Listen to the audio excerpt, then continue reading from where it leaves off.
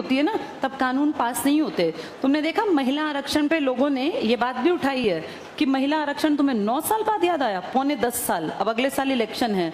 तुम्हारी सरकार पिछले 10 साल से तुम ही तो बैठे हो, तुम्हें ही आरक्षण देना था, तो तुमने 2014 में इस पे काम क्यों नहीं किया? ये भी तो क्वेश्चन निकला ना बहुत सारी जगह। और जब देश में तुम्हारी सरकार, राष्ट्रपति तुम्हारा, सीएम लगभग आधे से ज्यादा तुम्हारे, पीएम तुम्हारा, उपराष्ट्रपति तुम्हारा, लोकसभा तुम्हारी बहुमत में, राज्यसभा तुम्हारी, ज्यादातर विधानसभा तुम्हारी, तो तुमने क्यों अटकाया? बहुत लोग कह रहे हैं कि ये सिर्फ आगे तीसरी बार बनने का एक प्रयास है, और उसमें पहले से स्पष्ट कर दिया कि अगले साल के इलेक्शन में नहीं है 33%, ये 33% मिलेंगी 2029 के इलेक्शन में। यानी अभी और 6 साल औरतों को वेट करना है।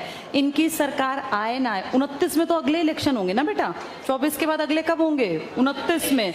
तो ये अब कह रहे हैं कि देखो हमने कितना भला कर दिया तुम औरतों का, तुम्हें 33% सीटें दे दी, लेकिन अभी नहीं देंगे। कब देंगे? 2029, मतलब 24 में एक बार फिर लाओ, फिर इसके ऊपर हम कार्यवाही करेंगे, तब 29 में।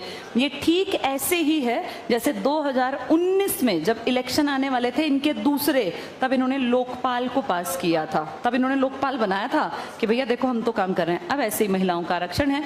ये बात मुझे ज्यादा ठीक लगी कि अगर आरक्षण देना है तो अगले इलेक्शन आ गए, उसी में दे दो ना आरक्षण, 5-6 साल में और क्या खास करना है? उसमें दे के ये प्रूव करो कि तुम ये एक चुनावी मुद्दा नहीं बस दिखा रहे हो, तुम सच में आरक्षण देना चाहते हो। औरतें तो पूरी तैयार बैठी हैं, भैया सीट दो हम तो आके बैठ जाएंगे। वो नहीं बेटा, उम्मीद नहीं है।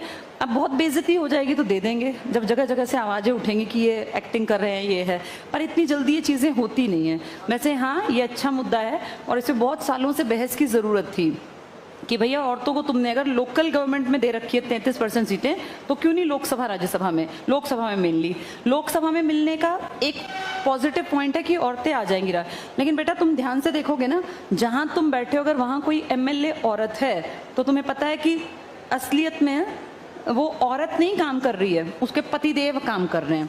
सरपंच देखा नहीं है? सरपंच औरत बनती है तो औरत काम करती है, वो उसका पति जाएगा, सरपंच पति ऐसे लिख देते हैं उनके आगे, सरपंच पति, कि भैया सरपंच का ये हस्बैंड। जितनी मीटिंग्स होंगी तो सरपंच की जगह उनके पतिदेव पहुंच जाते हैं। अभी भी औरतों को उतनी आज़ादी नहीं है, उनको इलेक्शन सिर्फ इसलिए लड़वाया जाता है क्योंकि वो सीट आरक्षित है औरत के लिए। लेकिन कोई बात नहीं, 1 पीढ़ी 2 पीढ़ी बाद जो लड़कियां आएंगी वो तो दमदार होंगी।